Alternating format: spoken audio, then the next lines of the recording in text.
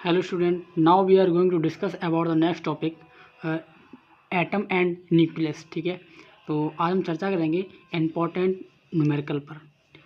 तो पहला क्वेश्चन हमारा है हाइड्रोजन परमाणु की प्रथम कक्षा के इलेक्ट्रॉन की ऊर्जा -13.6 इलेक्ट्रॉन वोल्ट है, इसकी तीसरी कक्षा की ऊर्जा क्या होगी। ठीक है, ये क्वेश्चन 2020 में पूछा गया क्वेश्चन है, बहुत ही इंपॉर्टेंट क्वेश्चन है। तो हमें इसमें दिया है गिवन में, यानी इलेक्ट्रॉन की ऊर्जा, यानी प्रथम कक्षा की ऊर्जा, प्रथम कक्षा के इलेक्ट्रॉन की ऊर्जा जो है हमें दी उसने E1 बराबर, मैंने यहाँ मान लिया कि जो उसकी ऊर्जा है प्रथम कक्षा की वो कितनी है, E1 है। तो E1 की वैल्यू उसने मुझे दी है, कितनी दी है, -13.6 इलेक्ट्रॉन वोल्ट। ठीक है, तो और उसने हमसे कहा क्या है, पूछा क्या है कि इसकी तीसरी कक्षा की ऊर्जा यानी E3 equal to question mark. पहली कक्षा की ऊर्जा उसने हमें दी है और तीसरी कक्षा की ऊर्जा उसने पूछ ली है। ठीक, तो देखो ऊर्जा और कक्षा संख्या यानी किस कक्षा में है। ठीक, नंबर ऑफ क्लास एनर्जी और नंबर ऑफ क्लास E और N में जो रिलेशन होता है वो क्या होता है, E प्रोपोर्शनल 1/n²। ठीक है, अब देखो तो यहाँ से मैंने वैल्यू निकाल ली किसकी, E1/E3 इक्वल टू N3/N1 और ये स्क्वायर लगा, मैंने स्क्वायर लगा दी। ठीक है, इस रिलेशन से मैंने ये रिलेशन क्रिएट कर लिया। ठीक है, इसको हमें यहाँ मतलब ये होता है वो इलेक्ट्रॉन की जो एनर्जी होती है वो प्रोपोर्शनल होती है 1/n² की। ठीक, तो इस सिनेरियो से मैंने इसको क्रिएट कर लिया। ठीक है, अब देखो, अब यहाँ पर E1 की वैल्यू आपको दी है तो मैंने E1 की वैल्यू उठा के यहाँ पे रख दी और E3/E3। ठीक है, अब देखो N3 की जो वैल्यू यहाँ कितनी है, उसने कहा है कि तीसरी कक्षा, तो N3 की जो वैल्यू है वो कितनी, आप यहाँ लिख लो N3 इक्वल टू 3 यानी तीसरी कक्षा। ठीक, तो यहाँ N का मान कितना हो गया, 3, मैंने यहाँ 3 पुट कर दिया। ठीक है और उसने क्या कहा कि प्रथम कक्षा, तो N1 की वैल्यू यहाँ कितनी होगी, 1। ठीक, मैंने पुट कर दिया N3 इक्वल टू 3 और N1 की वैल्यू क्या है, 1, स्क्वायर लगा दिया मैंने और इधर ये चल रहा है। ठीक है, अब देखो तो इसका स्क्वायर क्या आएगा, 9, इसका 1, तो E1/E3 इक्वल टू 9/1। अब देखो जब आप यहाँ से क्रॉस मल्टीप्लिकेशन करेंगे तो आपके पास यहाँ आ जाएगा E3 इक्वल टू E1/9, क्योंकि आपको वैल्यू फाइंड करनी है E3 की, तो E3 इक्वल टू E1/9। अब E1 की वैल्यू आपको दी है बेटा, क्या है, -13.6 इलेक्ट्रॉन वोल्ट, तो E1 की वैल्यू उठा के आप यहाँ रख दें। ठीक है, जब यहाँ मैंने वैल्यू पुट की तो हमारे पास आ गया E3 इक्वल टू -13.6/9। जब इसको हम डिवाइड करेंगे तो हमारे पास फाइनली आएगा -1.51 इलेक्ट्रॉन वोल्ट। तो E3 equal to -1.51 electron volt, that is final answer. तो ये हमारा फाइनल आंसर हो गया इस क्वेश्चन का, यानी तीसरी कक्षा की जो ऊर्जा होगी वो -1.51 इलेक्ट्रॉन वोल्ट होगी। अब देखो नेक्स्ट क्वेश्चन है हमारे पास, क्वेश्चन नंबर 2 कह रहा है किसी उत्तेजित हाइड्रोजन परमाणु के इलेक्ट्रॉन की ऊर्जा -3.4 इलेक्ट्रॉन वोल्ट है, इस इलेक्ट्रॉन का कोणीय संवेग ज्ञात कीजिए। ये क्वेश्चन 2012, 2018 और 2020 में पूछा गया क्वेश्चन है। ठीक है, तो इसको हम कैसे सॉल्व करेंगे। आपको पता है कि nवे ऊर्जा स्तर में ऊर्जा कितनी होती है, nवे ऊर्जा स्तर में ऊर्जा En इक्वल टू -13.6/n²। ठीक है, ये होता है nवे ऊर्जा स्तर में ऊर्जा En इक्वल टू -13.6/n²। अब देखो उसने यहाँ दिया है हमें कि ऊर्जा, इलेक्ट्रॉन की ऊर्जा -3.4 इलेक्ट्रॉन वोल्ट है तो यहाँ पे तो उसने दिया चूंकि En equal to -3.4 electron volt. अब देखो, अब इस En की वैल्यू आप यहाँ उठा के रख दो इस समीकरण में, तो हमारे पास आ जाएगा -3.4 इक्वल टू -13.6/n²। जब इसको आप सॉल्व करेंगे, इसकी वटी मान लो आप 1, इसका क्रॉस मल्टीप्लिकेशन करेंगे तो हमारे पास आ जाएगा यहाँ पे n² इक्वल टू 4, तो n इक्वल टू 2 आ जाएगा। तो आपको पता है कि कोणीय संवेग, इलेक्ट्रॉन का कोणीय संवेग J equal to NH/2π electron उन्हीं कक्षाओं में चक्कर लगाते हैं जिनमें उनका कोणीय संवेग NH/2π का पूर्ण गुणक होता है। तो वहाँ से मैंने कि उसका कोणीय संवेग क्या आएगा, कैपिटल J = NH/2π। ठीक है, तो कैपिटल J = N, अब N की वैल्यू आपने फाइंड कर लिया 2, तो यहाँ मैंने पुट कर दी 2, और H की वैल्यू क्या है, प्लांक नियतांक है, और प्लांक नियतांक की वैल्यू फिक्स होती है, मैंने यहाँ पुट कर दी अपॉन 2 × पाई की वैल्यू फिक्स है। तो जब इसको सॉल्व करेंगे आगे तो हमारे पास फाइनली आएगा कैपिटल J = 2.180 × 10⁻34 जूल × सेकेंड। ठीक, तो कोणीय संवेग हमारे पास इतना आएगा। सेकंड क्वेश्चन का आंसर ये हो गया। तो अगला क्वेश्चन हमारे पास है क्वेश्चन नंबर 3। कह रहा है कि हाइड्रोजन परमाणु की आयनन ऊर्जा 13.6 इलेक्ट्रॉन वोल्ट है, हीलियम परमाणु की आयनन ऊर्जा कितनी होगी। ठीक है, ये क्वेश्चन 2017 और 2020 में पूछा गया क्वेश्चन है यूपी बोर्ड में। तो आपको पता है कि कैपिटल EN = -13.6/n², यानी nवें कक्षा की ऊर्जा जो स्तर होता है वो कितना होता है, EN = -13.6/n²। अभी मैंने आपको बताया था यहाँ पे पीछे कि nवें, ये देखो मैंने आपको बताया था अभी, nवें ऊर्जा स्तर में ऊर्जा, ठीक है, nवें ऊर्जा स्तर में ऊर्जा जो होती है हमारे पास EN = -13.6/n²। वही चीज़ मैंने यहाँ लिखी है, क्या लिखी है, EN = ये आपको पता होता है कि EN = -13.6/n², इसने, और ठीक है ये हमें दिया है, ये फिक्स होता है। अब देखो E1 = अगर हम यहाँ से n की वैल्यू यहाँ 1 पुट करेंगे, यहाँ पे n = 1 रखेंगे तो हमारे पास क्या आएगा, E1 = -13.6/1 का होल स्क्वायर = -13.6 इलेक्ट्रॉन वोल्ट। इसमें आप n = 1 पुट करेंगे तब हमारे पास ये आएगा। ठीक, अब इसी में हम n = 4 पुट करेंगे। ठीक, n = पहले मैंने ये पुट किया, फिर मैंने ये पुट किया इसी में, तो जब आप n = 4 रखेंगे यहाँ पे तो हमारे पास आएगा E4 = -13.6/4⁻²। ठीक, -0.85 इलेक्ट्रॉन वोल्ट। तो आयनन ऊर्जा उसने कहा है, आयनन ऊर्जा कितनी होगी। ठीक है, अब देखो आयनन ऊर्जा हमारे पास आएगी capital E, delta E = E4 - E1, मतलब उच्च ऊर्जा स्तर माइनस निम्न ऊर्जा स्तर। ठीक, उच्च क्या यहाँ पर है E4 और निम्न क्या है ये, तो E4 - E1 यहाँ करेंगे हम। ठीक, आयनन ऊर्जा का मतलब होता है कि उन ऊर्जा स्तरों में अंतर कितना है वो आप निकाल दें, वही क्या आएगा आपका आयनन ऊर्जा, यानी आयनन ऊर्जा डेल्टा E = उच्च ऊर्जा स्तर माइनस निम्न ऊर्जा स्तर E4 - E2। तो यहाँ आप करेंगे डेल्टा E = -0.85 माइनस, अब E1 की वैल्यू पुट कर दें आप, ये है। ठीक, और माइनस हो गया यहाँ पे प्लस, तो देखो यहाँ पे जब आएगा हमारे पास तो फाइनली आएगा कितना, 12.75 electron volt. Delta E = 12.75 electron volt, जी हमारा फाइनल आंसर आएगा। ठीक है, तो आयनन ऊर्जा, ठीक, या ऊर्जा में अंतर कितना आएगा, ये है। ठीक है, अगला क्वेश्चन हमारे पास है क्वेश्चन नंबर 4। कह रहा है कि हाइड्रोजन स्पेक्ट्रम में बामर श्रेणी की द्वितीय रेखा की तरंगदैर्घ्य रेडबर्ग नियतांक कैपिटल R के पदों में ज्ञात कीजिए।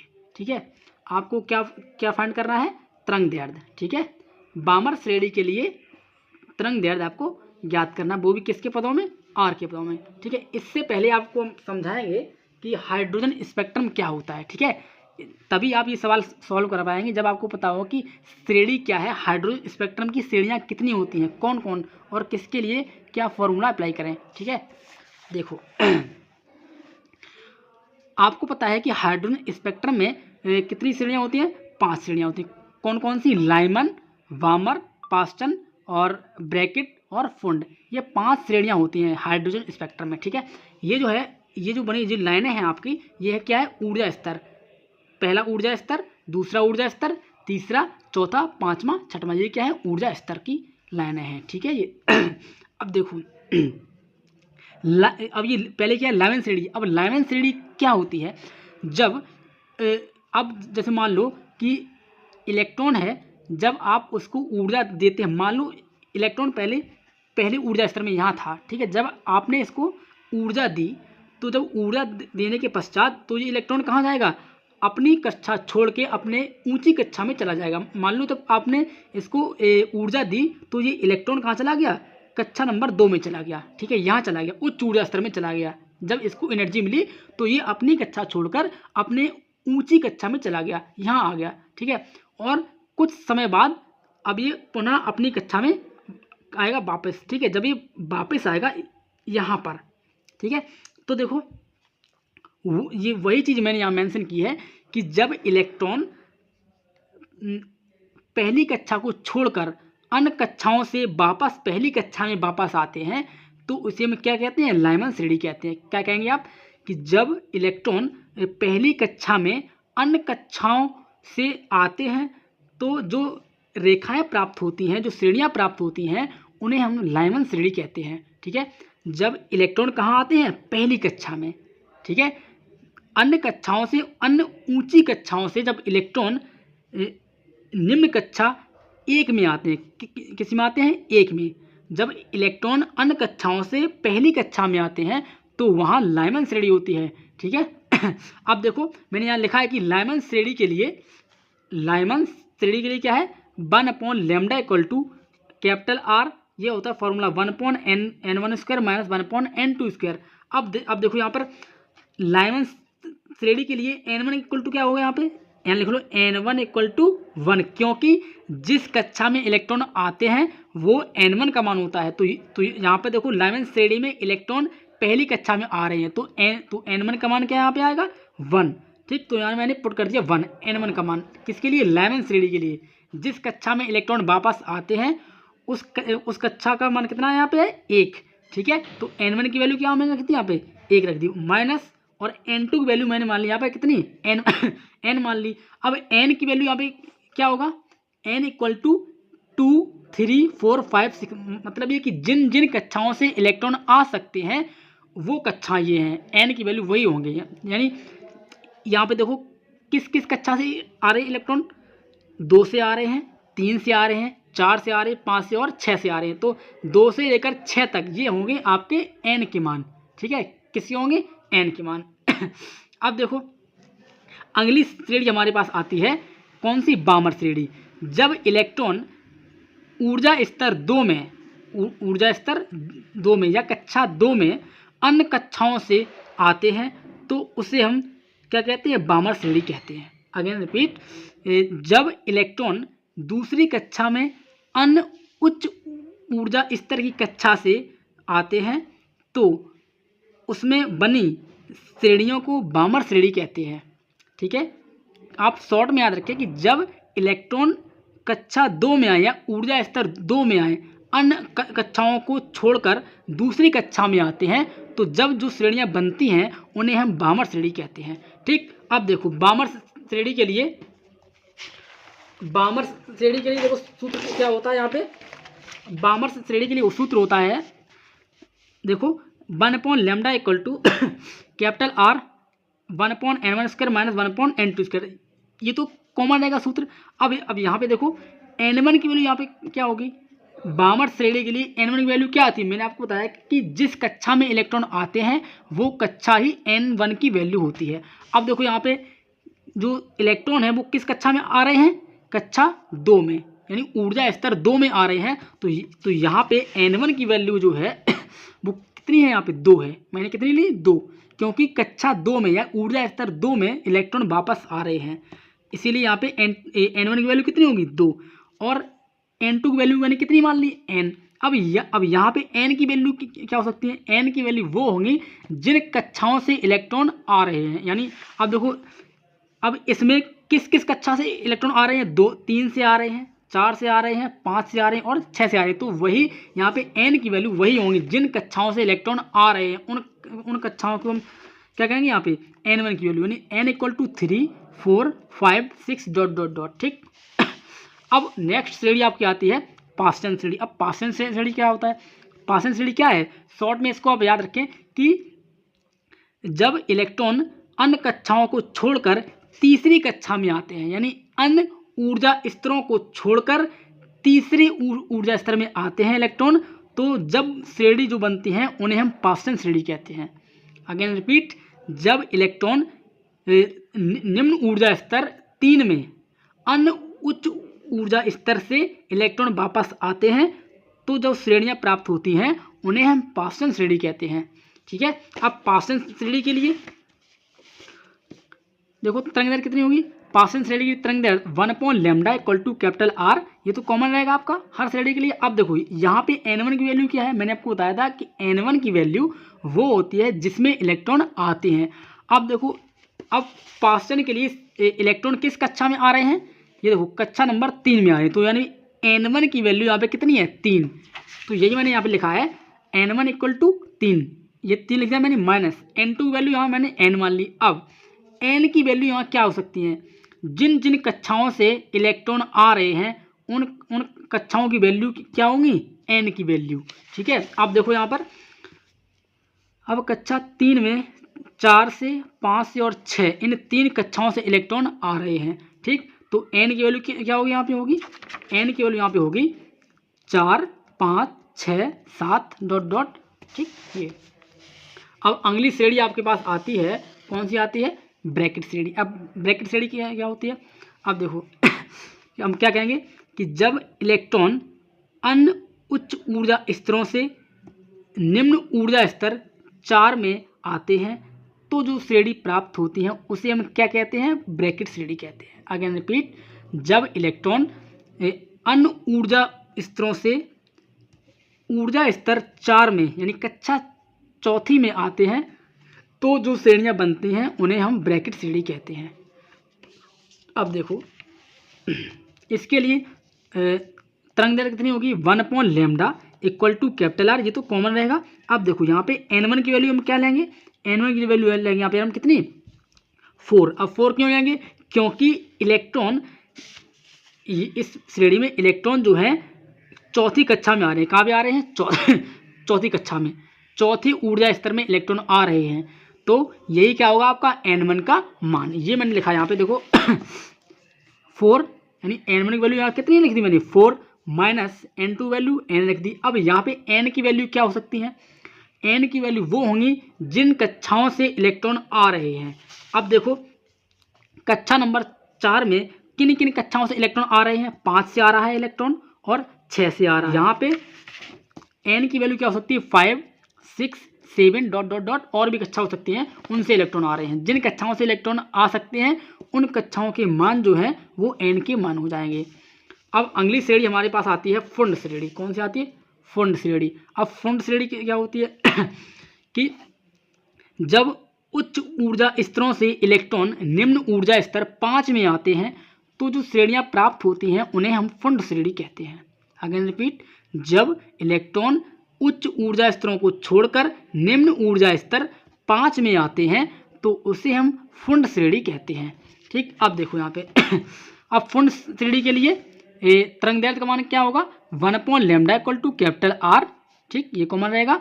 अब यहाँ पर N1 की वैल्यू क्या है, यहाँ पे N1 की वैल्यू यहाँ पर क्या आएगी 5 आएगी, क्योंकि जो इलेक्ट्रॉन है वो कक्षा 5 में या ऊर्जा स्तर 5 में लौट रहे हैं। जिन कक्षाओं में मतलब जिस कक्षा में इलेक्ट्रॉन लौटते हैं उस कक्षा का मान ही N1 का मान होता है, यानी N1 = 5, मैंने पुट कर दिया, माइनस N2 = N।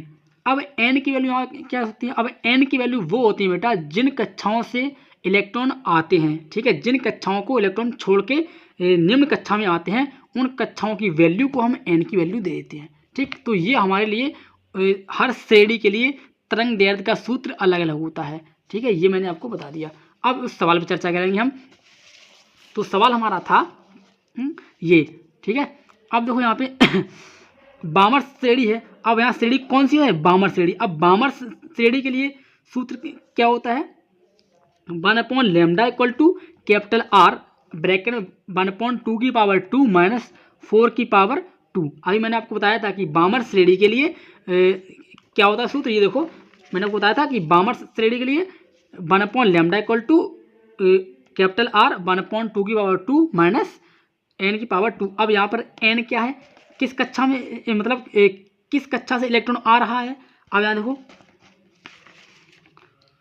इलेक्ट्रॉन जो आपका है वो चौथी कक्षा से आ रहा है, ठीक है। तो यहाँ पे n2 वैल्यू क्या हो जाएगी 4, तो हमारे पास आएगा 1/λ equal to capital R 1/4 minus 1/16, तो 1/λ इक्वल टू 3R/16, तो lambda equal to 16/3R, that is final answer. ठीक, ये हमारे लिए इसका फाइनल आंसर बन जाएगा। और नेक्स्ट क्वेश्चन हमारे पास है क्वेश्चन नंबर 5, कह रहा है कि हाइड्रोजन परमाणु के वर्ण क्रम में वामन श्रेणी की प्रथम रेखा की तरंग दैर्ध्य की गणना कीजिए। ये क्वेश्चन 2018 में आया है, ठीक, ये बहुत अच्छा क्वेश्चन है। देखो, अब वामन श्रेणी है, अब वामन श्रेणी के लिए आपको पता है कि n1 की वैल्यू कितनी होती है 2, ठीक है। मतलब ये है कि जिस कक्षा में वामन के लिए n1 की वैल्यू बेटा फिक्स होती है, क्योंकि इलेक्ट्रॉन कक्षा 2 में आते हैं, तो n1 की वैल्यू 2 माइनस n2 यहाँ पर क्या है, जिन कक्षाओं को छोड़कर इलेक्ट्रॉन आते हैं उन कक्षाओं को क्या कहते हैं, n2 की वैल्यू, ठीक। अब देखो इलेक्ट्रॉन जो है वो बेटा कक्षा 2 से आ रहा है, ठीक है, ये देखो लगा है 3, यानी n2 इक्वल टू 3, तो n2 मान यहाँ कितना है 3, ठीक, मतलब तीसरी कक्षा से इलेक्ट्रॉन आ रहा है यहाँ पे, तो n2 की वैल्यू 3, तो यहाँ देखो मैंने कर दिया 1/3 की power 2 equal to 4, 1/4 minus 1/9 equal to हमारे पास आएगा 1/λ, ये देखो 1/λ इक्वल टू 5R/36, तो लैम्डा इक्वल टू 36.5R। अब कैपिटल R की वैल्यू आपको पता है, तो मैंने यहाँ पुट कर दी रेडबर्ग नीयतांक, ठीक है। तो हमारे पास आएगा lambda equal to 6.563 into 10⁷ metre, तो हमारे पास लैम्डा का मान ये आ गया बेटा, ठीक है। इस तरह हम श्रेणियों के सवाल को सॉल्व करेंगे।